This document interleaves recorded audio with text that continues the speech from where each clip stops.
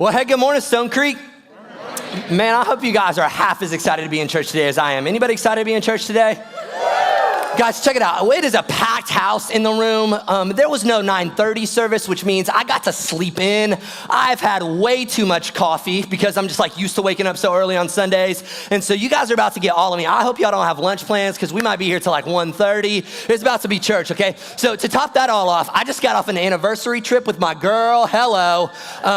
Yeah, thank you for that. I appreciate that. That's very sweet. But that's not even the best news. Here's the best news. For the first time in 10 years of my life, on this weekend, I am not sleeping in bunk beds with middle school students who smell like Axe body spray and feet, okay? If that doesn't get you excited for church, I don't know what will. Can I get an amen? Come on, it's about to be fun this morning. In all seriousness, right now we've got close to 200 middle school and high school students and leaders who are in Panama City Beach, Florida, who are encountering the love of Jesus in real and in powerful and in destiny altering kind of ways. And I want for you to know that if you give to Stone Creek Church, you're a part of what's happening this weekend. Like you are a part of it. You are playing a pivotal role in students crossing from death to life. Every summer we hear stories of the kid who just showed up. I was like, I'm just gonna chill at the beach with my friends. It's gonna be fun, maybe holler at a girl. Next thing you know, their life gets changed by the love of Jesus. And if you give to Stone Creek, you're a part of that. So give yourselves a big round of applause right now. Come on. Justin, I feel like maybe we need to pass the basket again. No, I'm just kidding, just joking. If you're new, my name is Joey. Glad that you're here today. We continue a study of the book of Proverbs. The thing that I dig about this study is that it goes beyond just church on Sunday. You see, what we want to do is we want our church to read through the book of Proverbs together through the month of July. So Proverbs has 31 chapters in it. The month of July has 31 days in it. And so you'll read a Proverbs a day, and that'll get you through the whole book of Proverbs. And what we'll do on Sundays is we'll teach whatever proverb coincides with that day. So today's July 8th. We'll teach Proverbs 8, but you can hop on the Stone Creek Church app or our website, follow along, engage with us. It'll be an awesome journey for us to do this together as a church. Let me set up the book of Proverbs, okay? In the Bible, there are different kinds of literature. Okay, so this book is a book of 66 other books. 66 books makes up this one book, and all of the books are different types of genres of literature. And so there are, there's law, there's history, there's poetry, there's letters, there's the Gospels, and then there's wisdom literature, okay? Wisdom literature would be like Ecclesiastes and Psalms and Song of Solomon. Some would say James. And Proverbs stands out as the distinct book of wisdom. That would be the title of the book of Proverbs. And so it gives you lots of wise sayings. Now, here's the important thing to understand about the book of Proverbs, okay? It's very different from the rest of the promises of God that are in the Bible, okay? So there is wisdom that is found in Proverbs that is different from the rest of the promises of God that are found in the Bible, okay? So promises of God are always true all the time. Like you can take them to the bank, write it down, no doubts, no ifs, ands, or buts about it. The promises of God are always true. The Proverbs that are the wisdom of God are generally true most of the time, okay? You see, there's a way that God set up the universe to work, and there's a design that God has for sex and for money and for family and for fun and for rest and for success and for conversation and for friendship. He's designed the world to work in a certain way. Problem, in Genesis 3, we see that sin enters the world, fractures God's design, and so now it doesn't always work the way that it was initially intended to. And so when the Proverbs speak to wisdom, it tells us the way that things that are generally true most of the time. However, sometimes there's some exceptions. So for instance, if you were to flip over to Proverbs 14, don't do it now, but if you were, you would see that there's a proverb that says hard work leads to success. Hard work leads to success. And that's generally true. You've probably experienced that in your life. If you work hard, it will inevitably lead to success. However, there are times where you can work hard, get scammed by an individual who steals your money, goes shady on a business deal, and all of a sudden hard work doesn't lead to success. And so it's generally true, but there's times when it's not true. A great example of this that a lot of people wrestle with would be Proverbs 22. In Proverbs 22, it says, train up a child in the way that they should go, and they will not depart from it when they grow old. Problem, I know some people who love the Lord and who've done everything in their power to raise their kids to know Jesus, love Jesus, follow Jesus, but their kids have have strayed from the path. Their kids have gone off the deep end. Is that a problem with a parent or is that a problem with a proverb? Neither. It's the effect of sin. You see, Proverbs are generally true most of the time, but sometimes because we live in a world that is affected by sin, those truths sometimes we don't get to experience them to their fullest extent. And that's really important when we read through the book of Proverbs to understand that it doesn't make the truths any less applicable or any less important, but it does change how we should see them. Because if you live out a proverb and then it doesn't deliver what you want and you're frustrated and then you just give up, no, you can't do that. You've got to see it in proper perspective. But the promises of God, although the Proverbs are generally true most of the time, the promises of God, you can take those to the bank. So Jesus said, hey, I'm gonna come again.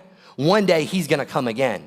He said, I will never leave you or forsake you. He will never leave you or forsake you. He says that if you confess with your mouth that Jesus is Lord and believe in your heart that God raised him from the dead, then you will be saved. Those promises of God, you can take those to the bank every single time. But the Proverbs, you've gotta understand them in tension. And so I hope that helps color the way that you read through the book of Proverbs this month.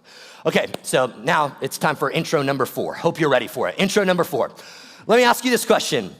Have you ever had a time in your life where you looked back on that time and you thought to yourself, if I could know then what I know now, that would have gone much better? Anybody ever thought that? Yeah, if you're like past the age of 8, you've thought that before, right? You've looked back on your life and you've gone, dude, if I could just know then what I know now, my life could have been exponentially better. Like if I could somehow hop in a time machine, if I could hit up Marty McFly, fire up the DeLorean and go back to when I was 17, oh, the wisdom I would drop on myself, right? Like the first thing, if I could go back to when I was 17, the first wise word I would tell myself is don't get this haircut, bro. Like, I just wish I could go back, put my arm around myself and go, bro, what are you thinking? Like, do you see anybody with hair like that who's got a girlfriend or friends in general? Just cut it, right? And chances are that you've got a picture like that stashed somewhere. Fellas who grew up in the 80s, you got a mullet haircut. Ladies, likely you've got a picture where you wore a coat with shoulder pads, made you look like a linebacker, you know, like, we've got these moments where we're like, what was I thinking? What was I doing? But for whatever reason, when we're in those moments, we're searching for the right thing to do, but it seems like we can't find it, right?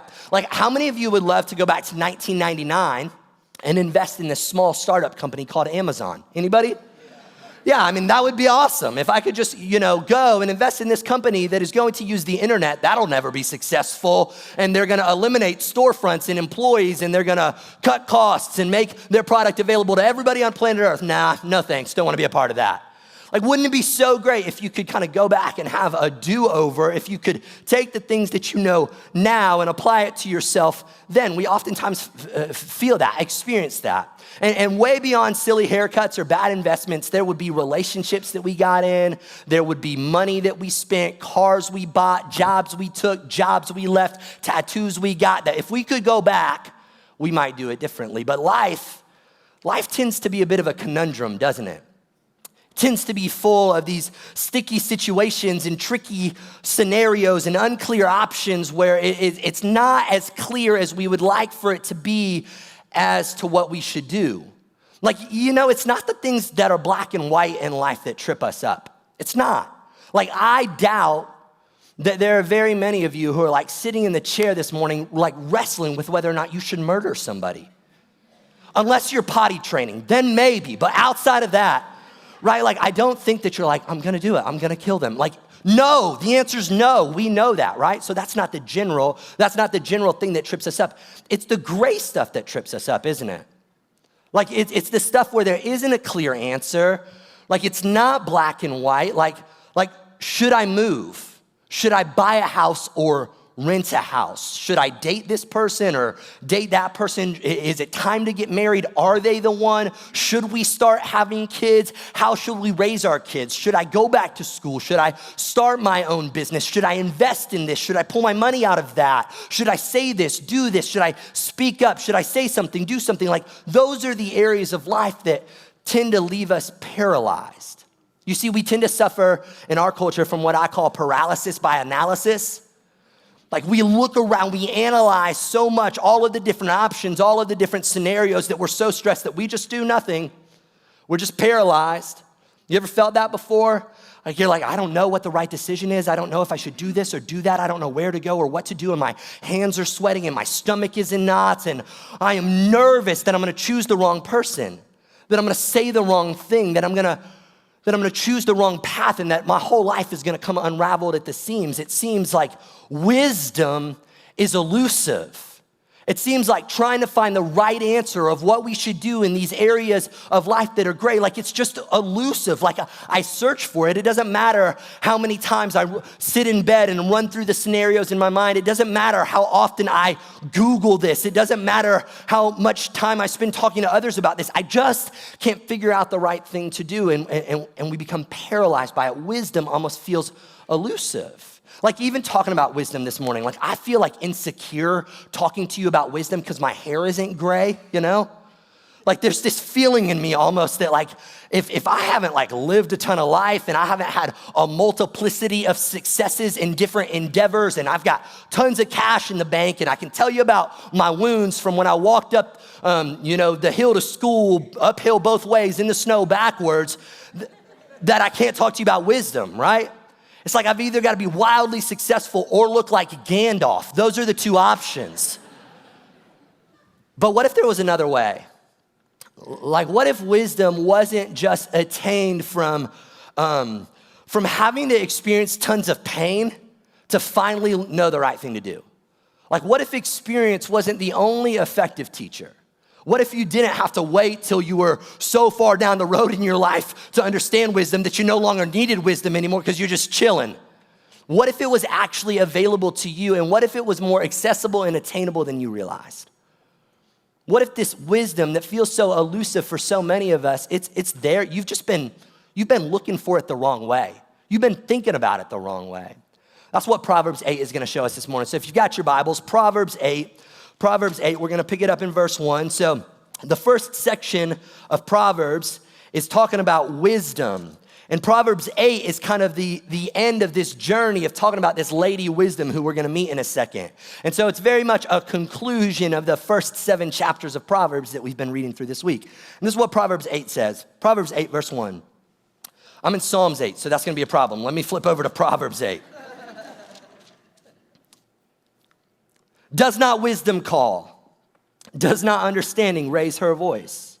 On the heights beside the way, at the crossroads she takes her stand. Beside the gates in front of the town, at the entrance of the portals, she cries aloud. Okay, so what King Solomon has done here is he has used personification to paint wisdom as a woman.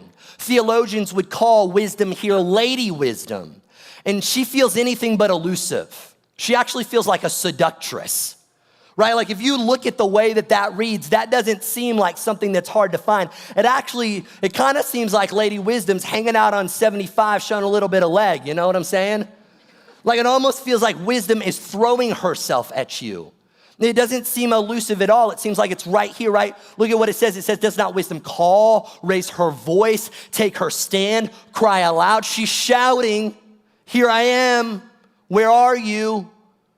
Like, it's almost like, how can we miss it if this is what wisdom is? And look at what it says. It says, does not wisdom call, does not understanding raise her voice on the heights beside the way. So the way, if you were to look at the Hebrew of this, it would just be like a common road in ancient Israel. It would be an everyday walking path. It would be a road that the majority of society would journey down. And so think Highway 9, okay? Does not wisdom stand on Highway 9 in the everyday, the mundane, daily routines of your life? Wisdom is there and wisdom is calling out.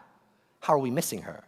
It says that she takes her stand at the crossroads. So like at the intersections of your life, when you come up to something and you've got a decision to make, and this decision is gonna take me from going this way to now going this way, wisdom is right there, posted up, waiting for you, calling out for you. It says that she's besides the gates in the front of town. So like in the front of town, like as you get ready to start into a new journey, as a new season of your life is beginning, as you are embarking on, maybe I should go back to college, maybe we should get married, maybe we should buy this house, maybe I should start this business, maybe my kids are going off to college and I'm gonna be an empty nester. As I start on a new journey, at the very front of that journey, wisdom waits and wisdom calls. And then it says this, it says, at the entrance of the portals, she cries aloud. So the portals, they would have been the places that lead into the temple. And for the Hebrew people, the temple was at the center of the town. Everything operated around where the temple was. In order to get inside of the temple where you would worship God and meet with God and have the most significant moments of your life, you would first have to pass through the portals. And Solomon says right there at those portals, at the heaviest decisions you've got to make, at the ones that feel like they are just so big and massive and they're gonna change everything. Wisdom's there and she's calling out. She's like, hey, here I am, don't miss me, listen up. And if you're anything like me, as you read through this, you've gotta go, okay, if this is how wisdom acts, am I deaf, blind, or stupid? Like which one? Like how do I keep missing wisdom? Maybe this is what it is. Maybe wisdom's just not for me. Like maybe I'm just, like it's not that I can't see, maybe it's just that wisdom's not calling out to me, like it's calling out to some people, but I'm just not wired for wisdom. Have you ever thought that? Like some people are just wired different ways. Like maybe wisdom doesn't match my Myers-Briggs. Maybe my Enneagram type doesn't make me suitable for wisdom, right? Like my wife tells me all the time, she's like, Joey, you're such a free spirit, okay? She says that to me. I say, I'm not that free, I'm chained to you, girl. No, I'm just kidding. I would never in a million years say that to my wife, okay? I would never say that. But she does. She tells me, she's like, Joe, you're just such a free spirit, okay? And so maybe because I'm a free spirit, like wisdom is just not for me. Maybe I'm just not suited for wisdom. The problem is that Proverbs 8 keeps going. Look what it says. It says, to you, O men, I call, and my cry is to the children of man. O simple ones, learn prudence. O fools, learn sense. So to you, O men, in the original language, O men there would be like great ones. So people who are high in stature, people who are successful, people who are excellent, people who are awesome, people who are upper echelon of society, wisdom calls out to them. And then it says, and my cries to the children of man. Children of man would literally be translated like the average man, the ordinary man, the everyday man, the simple man, okay? So it's like you've got wisdom calling out to the awesome and to the average. And then it goes on, it says, oh, simple ones, learn prudence. So simple ones would be like the unambitious, the ungoal-oriented, the passive, the relaxed, the chill, the sit back, the non-go-getters. And then it says to the fools, which pretty much means fools, right? So to the speak before you think, to the ones of you who often insert foot in mouth, to the ones who have to back up often and reassess the situations, to the people who act before they think, to the fools, wisdom is calling out. And so it's not just a particular class of people. My personality type does not keep me from being able to have wisdom. It's available to everyone.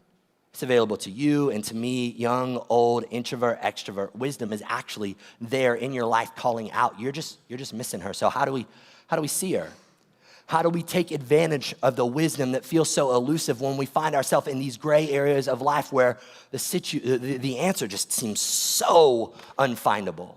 How do we find her? Well, here's the first thing that you've got to do. You've got to desire it. You've got to really desire wisdom.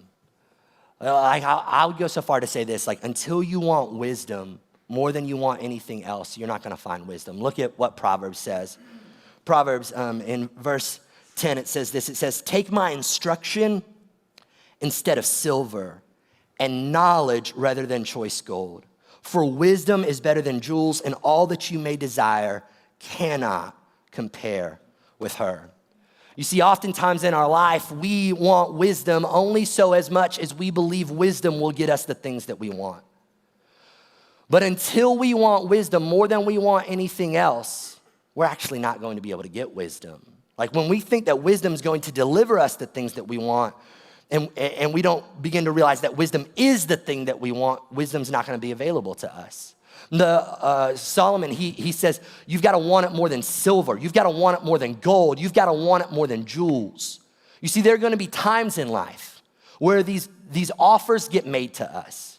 These unparalleled successes get put on the table of comfort, of achievement, of striving, of gaining, of obtaining. And we are going to think that doing whatever it takes to get that is going to trump making the wise choice. And Solomon says, if that's your mindset, you'll never be wise. You've got to be willing to lay everything that you want at the feet of wisdom if you actually want to get wisdom. You've got to determine in your heart that wisdom is actually what you want most. You want it more than anything else.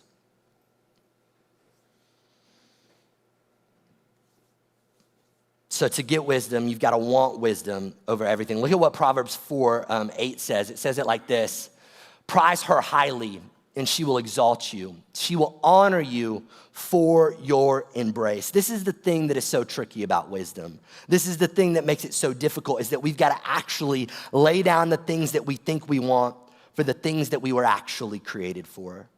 You see, wisdom can feel scary. It can feel like, I don't know if I can trust wisdom.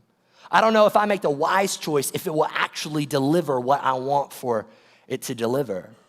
You see, sometimes we think that wisdom is this thing that's gonna pull us out of joy.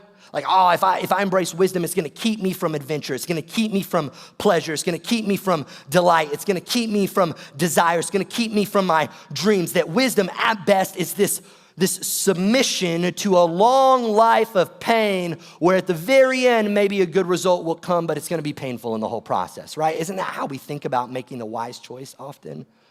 But that's not actually how the Bible talks about wisdom at all. The Bible talks about wisdom as if it's actually what you were created for, and it can deliver even beyond what it is you think that you want. Look at the way that Solomon says it. He says, wisdom says, I love those who love me, and those who seek me diligently find me. Riches and honor are with me.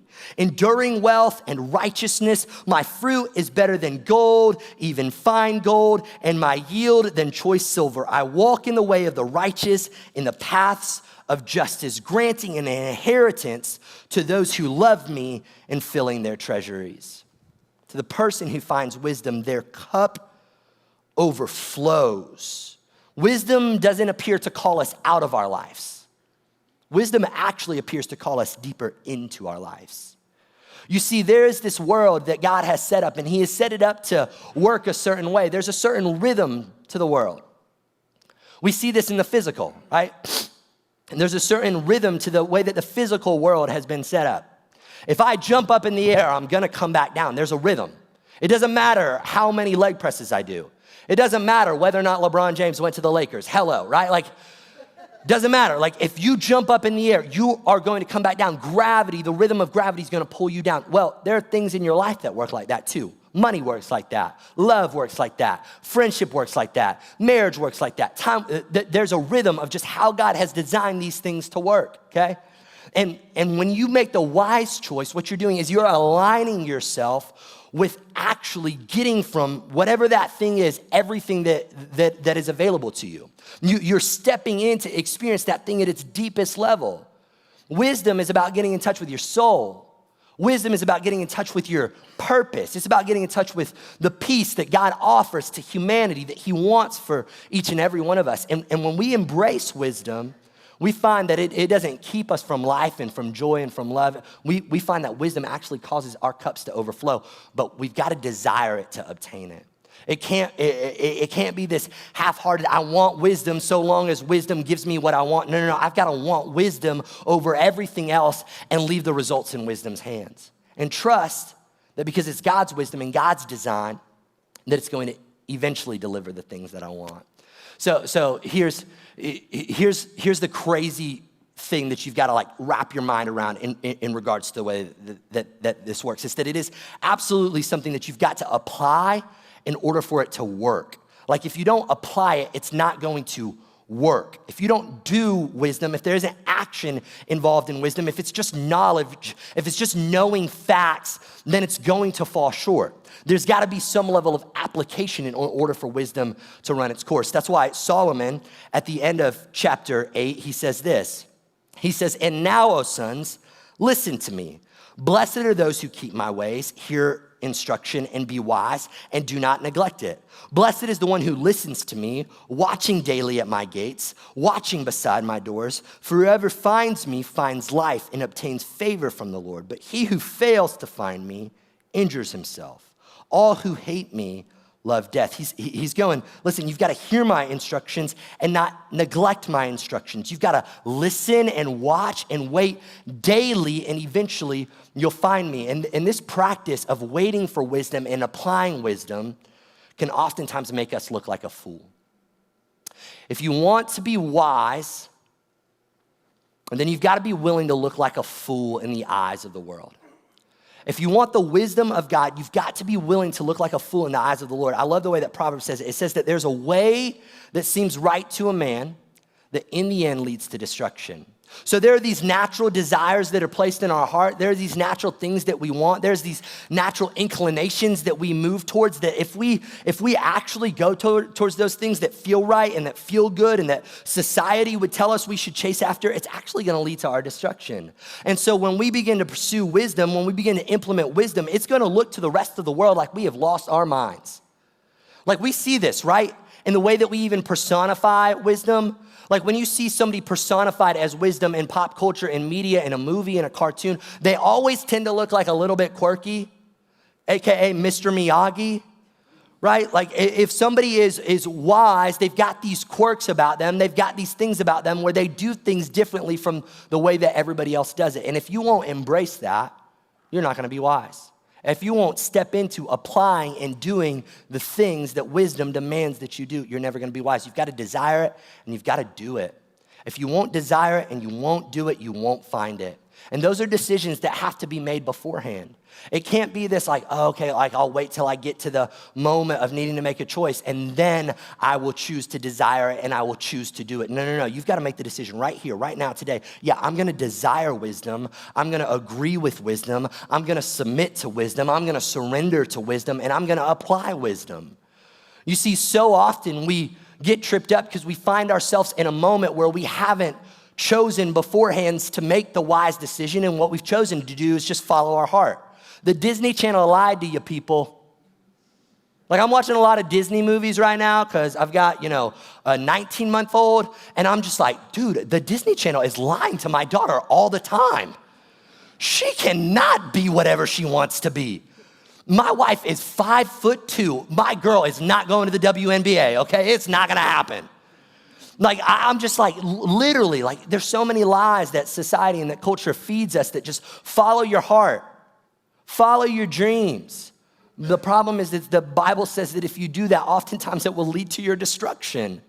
And you'll get in the moment where you've got to make the wise decision and you'll want so badly to do the right thing, but your emotions take over. And the beautiful thing about wisdom is that although it very much interacts with your emotions, it stands above your emotions. And when you can't do when what feels right and what is right is different, wisdom can carry you to what is right, even when you can't feel that it's right. And that's good news, because I am way too often just led by my emotions, affected by my emotions, right? All I have to do is watch the way a 22-year-old from the University of Florida handles a ball for me to be emotionally affected. Very quickly, it can get me. And so I know that my emotions are an unsafe place to bank my trust on. And so we've got to have this other thing. We've got to have wisdom that we determine beforehand, that we are just going to lock into, that we are going to desire, that we are going to want, and that we are going to apply. Now, here's the most insane thing about wisdom, is that wisdom is way more than a principle. Wisdom is actually a person. Wisdom is way more than a principle. Wisdom is actually a person. Look at what Matthew says in Matthew chapter, we'll go to Matthew 12 and we'll come back to that. Matthew 12:42, the queen of the south will rise up at the judgment of this generation and condemn it, for she came from the ends of the earth to hear the wisdom of Solomon. And behold, something greater than Solomon is here, and it's Jesus. You see, we don't have as much of a how-to problem as we do a who is problem. You ever notice that we are obsessed with how-to in our culture? We're obsessed with how-to. How many of you have looked up a how-to video on YouTube, by show of hands? Everybody in the room, okay? So for my research, I did a little exercise and I just looked up like what kind of how-to videos could I find? I found a how to eat sushi. I find a how to change the oil in my car. I find a how to do my taxes. I found a how to eat a cell phone video. You don't believe me? Check it out, it's on there. How to eat a cell phone is on YouTube. We are obsessed with how to. We're always wondering how to. How do I do this? What am I supposed to do here? How to. Our problem with wisdom isn't as much a how to problem as it is a who is problem. You see, we've got to understand that wisdom is way more than a principle, that wisdom is a person. Look at what Colossians 2, verse 3 says. It says, in Jesus are hidden all the treasures of wisdom and knowledge. Every one of them, every ounce of wisdom, of knowledge, of application, of understanding, of what to do in gray areas is found in Jesus. Beyond that, 1 Corinthians chapter 1, verse 30 says this, Jesus became to us wisdom from God. Wisdom isn't just a thing that Jesus has. Wisdom is who Jesus is. He's wisdom. And so if you just get around Jesus, you're going to experience wisdom. You see, we don't want to do that though. For whatever reason, in our culture, we've got this gag reflex when it comes to intimacy with God. It's an American thing. When we think about getting close to God and spending time with God and slowing down and just getting to know God, like there's this, no, I don't want it. Just tell me what to do. Right? That's what we want. Like we want this to be a book of just how-tos. And we want to use it. We find ourselves in a situation, we shake it up like a magic 8-ball and boom, that's what I'm supposed to do. If you read your Bible like that and it's not working, it's because you're reading it wrong, okay? It's not the way that it works. But that's what we want. We want this to be a book where we're like, okay, am I supposed to move to Tennessee? Let's look in the back. There's only Jerusalem. I guess I'm going to Israel, right? That's not the way that it works. If it works like that, you're gonna marry a woman named Dorcas, okay? And nobody wants that. No, it's a bad name. But that's the way that we want the Bible to work, man. We want it to just be this how-to list, this thing that gives us this specific instruction, but that's not the way that wisdom works, because wisdom is not just a principle. Wisdom is a person, and his name is Jesus. And what he says is that if you'll come to me, if you'll listen to me, if you'll walk with me, if you'll spend time with me, you'll begin to know me. If you know Jesus, you'll know wisdom. If you know Jesus, you'll know wisdom. Here's the thing that happens to me, okay, as a pastor all the time. The emails that I get the most consistently are, hey, Joey, can we go to coffee? I'm just really wrestling with God's will for my life. I'm trying to find it. What is my purpose? What was I created for? What am I supposed to do? And it's the wrestle. And I know I'm kind of mocking it, but the truth is a lot of you feel it. And you've got this wonder, like, am I doing the right thing? What am I supposed to do with my life? What is it supposed to be about? And we could meet up for coffee, and what I could tell you is I don't know. Like, I don't know. I don't know what God's will for your particular life is, but this is what I know, is that as I have gotten closer to Jesus, I've been way less concerned with what I am doing and way more concerned with who I'm becoming. As I get close to Jesus, it doesn't matter as much where I'm at or what my career is or any of that, or whether or not I'm going in the quote unquote right direction, as much as it matters who he is growing me into. As I'm understanding who he is and what he's like, and I'm not just naturally starting to become that way. And so now, like in areas of life that used to be gray, they're no longer gray because I got to see how Jesus would respond. Like as I get in his word, because his word is one of the greatest places to find wisdom. Like if you want wisdom, you just read the Bible as much as you can and you'll start to experience it. But you'll learn that there's not an answer for every situation, but there's lots of patterns. There's lots of rhythms. So when I interact with somebody, I don't have to wonder interact with somebody who's hurt and who's in pain and who's in need of forgiveness. I know what Jesus would do. I don't need the stupid bracelet. He would love first. He would love them. He would care for them. He would forgive them. He would engage them. He wouldn't avoid them and go around them. Jesus was completely interruptible. Pain was never avoidable for him. He always moved towards it. So that means wisdom, if he's wisdom and that's what he did, and I want to be wise, that's what I need to do. I'm gonna move towards pain. And you see, I know that the things the times where he was faced with impossible situations. Like when a lawyer came to him and said, hey teacher, what's the greatest commandment? Of the 613 Jewish commands, which one's the most important? Jesus is in a trap. He's trying to back him into a corner. The law is broken up in two sections. And if he picks one, he seems to be more focused on God. And if he picks the other, he seems to be way too focused on people, or vice versa. And so the lawyer's got Jesus. He's trapped. It's a gray situation. There's really no right answer, which is the reason that Jesus says, he quotes Deuteronomy, the greatest commandment is that you love the Lord your God with all your heart, mind, soul, and strength. And the second is like it, that you love your neighbor as yourself. All of the law and all of the prophets hang on these two commands. Like I know that he knows how to navigate the gray. And so if I know him more and I see him more, I don't have to pray about things as much. I don't have to wonder about things as much. I'm just like, yeah, that's how Jesus responded in the Gospels. That's how I should respond to this person. If wisdom is inevitable when intimacy is practiced, okay? Wisdom is inevitable when intimacy is practiced. When you'll spend time with someone who is wisdom and you start to get to know that person and see the rhythms of how they talk and the tone of their voice and how they respond and who they are, you'll begin to apply that. It's very similar in marriage, right? Like the longer I spend with my wife, Kayla, the more I just know what she's gonna do. Like if she's at the bathroom and the waiter comes up, I know my girl wants a sweet tea, okay? Like I don't have to wait for her to come back to the table. I'm just gonna order her a sweet tea. If we're out for ice cream, I'm not gonna order her vanilla because she wants chocolate. It's the Lord's flavor, right? Like that's just what it's gonna be. Like I don't have to wonder, I don't have to ask her, I don't have to be confused and be conflicted the longer that we're together. Like I know the situations she doesn't wanna be put in. I know that she's sweating right now because I'm talking about her, right? Like I know these things because I'm intimate with her. I've spent time with her, and so I just know. And if you want wisdom, I want for you to know it'll be inevitable if you'll get intimate with Jesus. If you'll get close to him, if you'll spend time with him, if you'll get to know him, you'll begin to see wisdom.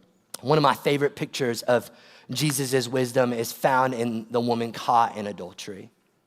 And it's this crazy situation. This woman has been pulled out of her house, likely in the middle of the act of adultery. And so she's probably got no clothes on. She's like grabbed a sheet, wrapped it around herself, paraded out in the middle of town, embarrassed.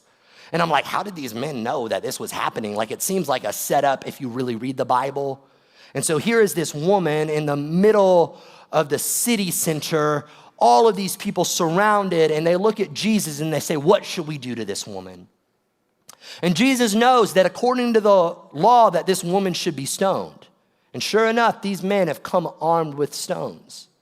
And so if he says that she should be stoned, he's gonna look like a guy who lacks no mercy, who's got no grace, who does not love people. But if he doesn't stone her, he's gonna look like somebody who is light on sin, who doesn't care about what you do. Oh, it's just light and fluffy and everybody come to God and it's no big deal. Someone who just excuses and is light on the law. And so what does Jesus do when he's found in the grace situation? He kneels down and he begins to draw in the dirt. No idea what he draws. Stands up and he goes, you who has no sin, cast the first stone. And I just imagine it in my mind as this woman who is crouched down in fear for her life, in embarrassment and in shame, and as Jesus is trapped in the middle, this woman and Jesus both just start to hear stone after stone hit the ground and footsteps walk away. Because his character is the perfect character. He knows the right answer in every situation, no matter the tension, no matter the difficulty, no matter the pain, no matter the pressure, no matter the stakes, no matter the odds that are set against him. He knows what to do because he is wisdom, and his wisdom is available to you if you'll just get close to him. And so if you want to be wise, like what the book of Proverbs is going to scream to you is get to know wisdom. And I'm here to tell you today that wisdom is Jesus. Let's pray. Jesus, I love you. And I'm grateful for your word. I'm grateful that it's true. I'm grateful that it's alive. And I'm grateful that it's available to us. God, I know that there's a lot of us who just feel so stuck so often. We just feel like we don't know where to go. We don't know what to do. We don't know the right answer. And we are carrying so much stress, so much baggage, so much regret from feeling like we choose the wrong thing over and over and over and over again. But I just pray that today that we would see that beginning to really get to know you is beginning to really get to know wisdom. That there is another way, that there is another life, that there is another path, and that it's found when we get intimate with you. And so let us just draw close to you. Let us make every effort to get to know you, who you are and what you're like and what you've been up to and what the tone of your voice is and how you respond. God, I just pray that we would become way more concerned with who you're growing us into than doing the right thing. I ask it in Jesus' name. All God's people said, amen.